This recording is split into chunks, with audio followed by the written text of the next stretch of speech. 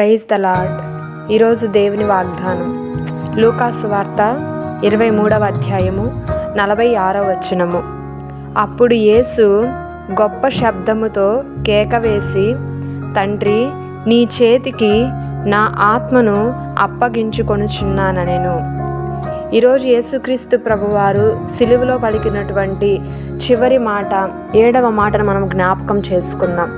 ఈ చివరి మాటలో ఏమని దేవుడు మనతో మాట్లాడుతున్నారు అని అంటే, ప్రభువైనటువంటి యేసయ్య మరి కుమారుడిగా ఈ లోకంలోనికి వచ్చి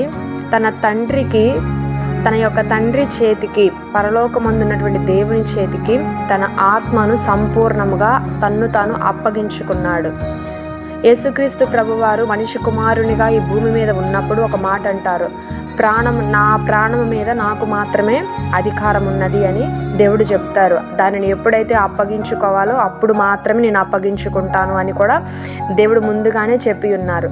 అలాగున వాక్య లేఖనాల ప్రకారము, ఆ వాక్యానుసారముగా సమయం వచ్చినప్పుడు లేఖనములన్నిటినీ కూడా సంపూర్ణము చేసినటువంటి దేవుడు నీ కొరకు, నా కొరకు ఆయన ఉన్న ప్రతి ప్రవచన వాక్కును కూడా నెరవేర్చి చివరకు తన ఆత్మను సంపూర్ణంగా దేవుని కొరకు అప్పగించుకున్నాడు. ఈ చివరి మాటలో సమర్పణ మనకి కనబడుతున్నది. తన ఆత్మను దేవునికి సమర్పించుకున్నాడు. కాబట్టి ఈరోజు మన జీవితంలో కూడా యేసయ్య పలికినటువంటి ఈ చివరి మాటలో మనము నేర్చుకోవాల్సిన విషయం ఏమిటంటే, మనల్ని మనము దేవునికి సమర్పించుకోవాలి. దేవుడు మన యొద్ద నుండి కోరుకుంటుంది డబ్బులో, లేకుంటే మన యొద్ద నుండి కావాల్సిన విలువైనటువంటి ఆస్తి ఐశ్వర్యాలు కాదు. నీ హృదయము దేవునికి ఎంతో విలువైనటువంటిది. నీవు దేవునికి కావాలి. నీ డబ్బులు కానీ, నీ ఆస్తి అంతస్తులు కానీ, నువ్వు ఇచ్చే ఐశ్వర్యం కానీ దేవునికి అక్కరలేదు. నువ్వు దేవునికి విలువైన దానివి, విలువైనటువంటి వాడవు. ఎందుకంటే ఆయన లోకంలో నిన్ను పేరు పెట్టి పిలిచి విలువ పెట్టి నిన్ను కొన్నాడు ఆయన.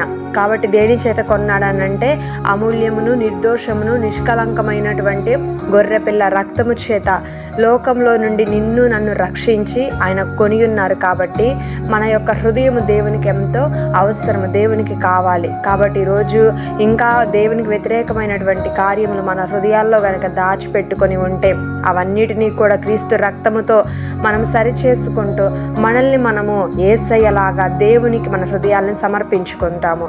అలాంటి కృప ప్రభు మనందరికీ కూడా దయచేయునుగాక. ఆమేన్.